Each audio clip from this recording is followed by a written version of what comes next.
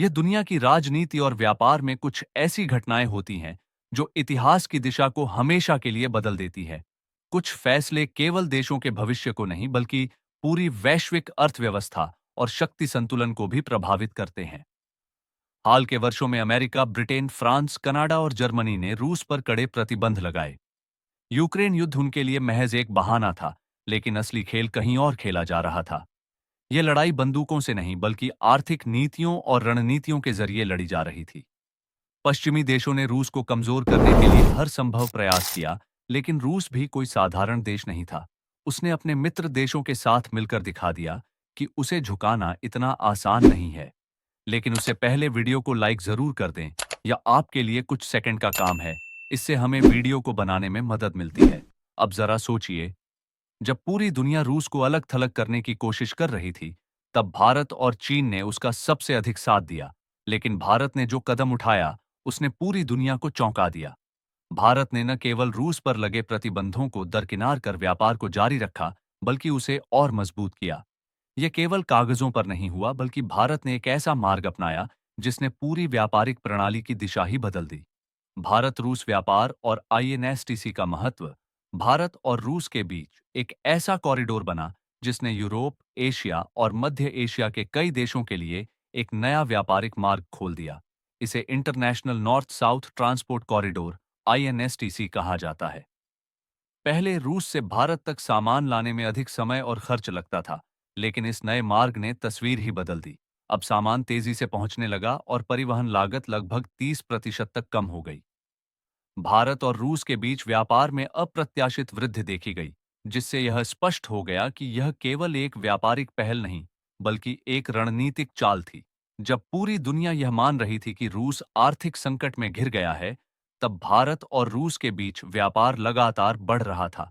2024 में दोनों देशों के बीच व्यापार 66 बिलियन अमेरिकी डॉलर तक पहुंच चुका था और 2030 तक इसे 100 बिलियन डॉलर तक पहुंचाने का लक्ष्य रखा गया।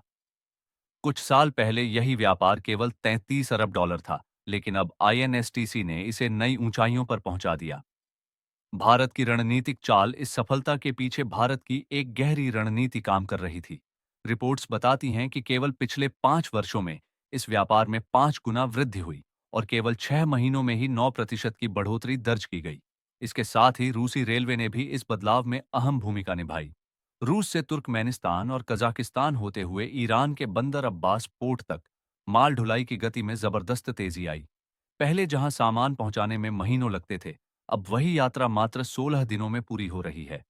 रूस के चेलियाबिंस्क से भारत तक सामान केवल 11 दिनों में पहुंच रहा है, जबकि पहले इसमें 3 गुना अधिक समय लगता था। यह बदलाव केवल समय की बचत तक सीमित नहीं था, बल्कि माल ढुलाई के खर्च में भी 26% की कमी आई, जिससे व्यापार की गति और भी बढ़ गई। चीन और पाकिस्तान को बड़ा झटका। भारत ने इस पूरे खेल को एक और बड़े बदलाव से जोड़ा। चीन के belt and road initiative BRI के जवाब में एक सशक्त विकल्प तैयार किया। 2021 में स्वेज नहर में एवर गिवन जहाज के फंसने के कारण वैश्विक व्यापार 6 दिनों तक ठप पड़ गया था। तब भारत ने यह समझ लिया था कि उसे अपने व्यापारिक मार्गों को और अधिक मजबूत करना होगा। आईएनएसटीसी ने भारत को एक ऐसा विकल्प प्रदान किया जिससे पाकिस्तान पर निर्भरता समाप्त हो गई। पहले भारत और यूरोप के बीच मुख्य व्यापार समुद्री मार्ग से होता था, लेकिन अब आईएनएसटीसी भारत को मध्य एशिया, अफगानिस्तान, रूस और यूरोप से सीधे जोड़ रहा है। इससे चीन और पाकिस्तान दोनों की बेचैनी बढ़ गई। चीन को सबसे बड़ा झटका तब लगा जब भारत ने चाबहार बंदरगाह को पूरी ताकत से विकसित किया। इससे हिंद महासागर से सीधे यूरेशिया तक भारत की पहुंच संभव हो गई। चीन ने पाकिस्तान में ग्वादर पोर्ट में भारी निवेश किया था ताकि वह मध्य एशिया और अफ्रीका में अपना प्रभाव बढ़ा सके। लेकिन भारत के इस कदम से चीन की रणनीतिक बढ़त कमजोर हो गई और पाकिस्तान के आर्थिक मंसूबों को भी झटका लगा। भारत की वैश्विक शक्ति बनने की योजना 2030 तक के बीच व्यापार को 100 अरब डॉलर तक पहुंचाने का लक्ष्य केवल व्यापार का खेल नहीं बल्कि भारत की वैश्विक शक्ति बनने की योजना का हिस्सा है।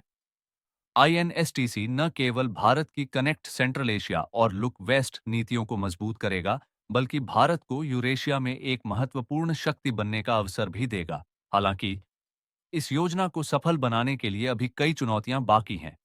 इसमें बुनियादी ढांचे का विकास, निवेश और क्षेत्रीय सहयोग जैसी समस्याएं शामिल हैं।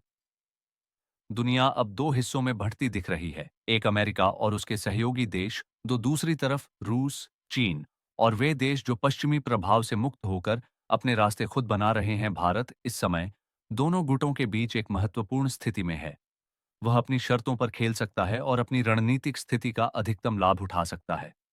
अगर भारत ने इस अवसर का सही लाभ उठाया, तो अगले 10 से 15 वर्षों में उसकी वैश्विक पहचान पूरी तरह बदल सकती है। हालांकि इतिहास में कई बार अच्छे अवसर आए हैं, लेकिन सही रणनीति और आधारभूत ढांचे के अभाव में वे हाथ से निकल गए। अगर सरकार ने सही निवेश किया, लॉजिस्टिक्स को और बेहतर बनाया और आईएनएसटीसी को पूरी क्षमता से विकसित किया, तो भारत एक वैश्विक व्यापारिक केंद्र बन सकता है। अगर आईएनएसटीसी पूरी तरह से कार्यशील हो गया, तो यह चीन के belt and road initiative BRI को सबसे बड़ा झटका देगा। अब असली सवाल यह है, क्या भारत इस अवसर का पूरा फायदा उठा पाएगा? इस पर आपकी क्या राय है? कमेंट में जरूर बताइए।